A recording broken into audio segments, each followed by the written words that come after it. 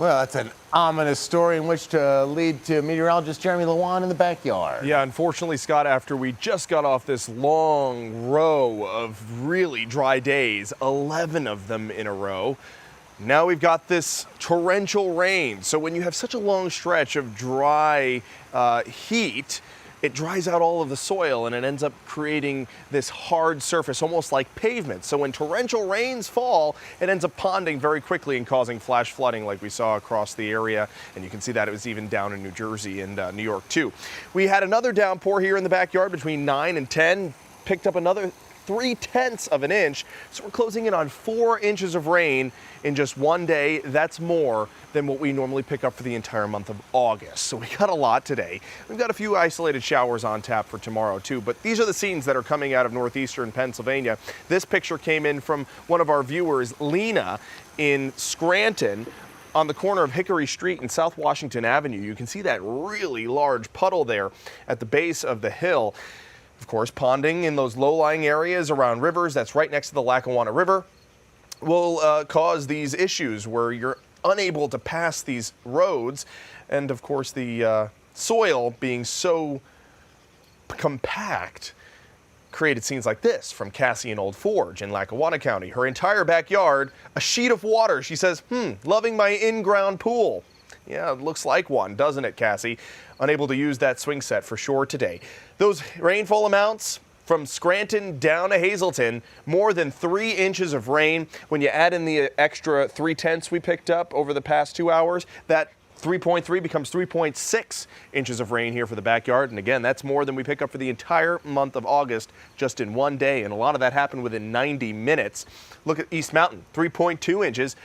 In South Williamsport, nada. You saw nothing today, and that's because those showers and storms were really concentrated over the valley cities, and then they rolled through parts of the Poconos too. But central Pennsylvania was spared from a lot of this active weather. South Williamsport, a quiet night there over Lamade Stadium, where we're, of course, in day 2 of the Little League World Series. It kicked off yesterday with a big Grand Slam parade, and now we're technically into day 1. The official first day of the Little League World Series. Still dealing with a few sprinkles there, especially out in Lycoming County, some downpours in northwestern Lycoming County, but they're losing a lot of their steam and they're more isolated at this hour. Same for the Poconos, just one last sprinkle there over Broadheadsville, and then we're wrapped up with things for the rest of the evening. Tomorrow, we could see some additional rounds of showers. We just had a front come through. There's the crux of the moisture. It's now off of the eastern seaboard, still impacting places like Cape May, New Jersey, but most of that moisture is off of our coastline, but still dealing with some additional uplift in the atmosphere. Could spark up some isolated showers tomorrow afternoon.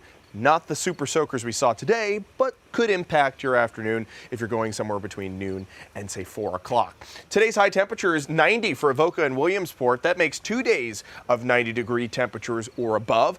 We need 3 to make it a heat wave, and I don't think we're going to do it tomorrow. We'll probably hit 87. So a third heat wave of the summer looks unlikely here in Scranton, at least. Maybe we'll make it for Williamsport. Temperatures today, they cooled off, especially in northeastern Pennsylvania when those showers and storms came through. But because they didn't come through central Pennsylvania, look, we're still at 77 in Williamsport and 75 in Lewisburg. It'll be a mild and muggy night. Those showers will dwindle by 2 a.m., breaking out to sunshine after the fog burns off tomorrow morning. And I think a lot of the day will be sunny, could be just a few isolated showers. As far as tonight, maybe a few hundredths of an inch of rain. Additional overnight tonight, 70 will be the low, and isolated shower possible. Low winds and the high humidity will help to develop some fog. Once that burns off again, some mostly sunny skies, but there could be some isolated showers out there in the afternoon hours.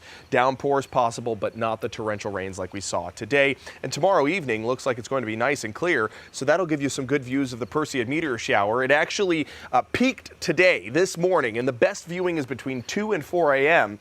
Tonight, not all that great with the clouds and the showers, but tomorrow night into Friday morning, you could see more than 25 meteors as we head into the overnight Thursday into Friday. Now, here's the latest on Tropical Storm Erin. It's going to make a very close pass to the northern Lesser Antilles. Could have some hurricane force winds in the vicinity of Puerto Rico before making this path towards the north and east. But it's steered by these two high pressure systems, so it's not going to make direct landfall on any part of the contiguous United States, but it could bring some pretty dangerous rip currents to the beaches up and down the eastern seaboard for the entirety of the latter part of next week. There's your 7-day forecast. Temperatures in the upper 80s, low 90s as we head towards the weekend.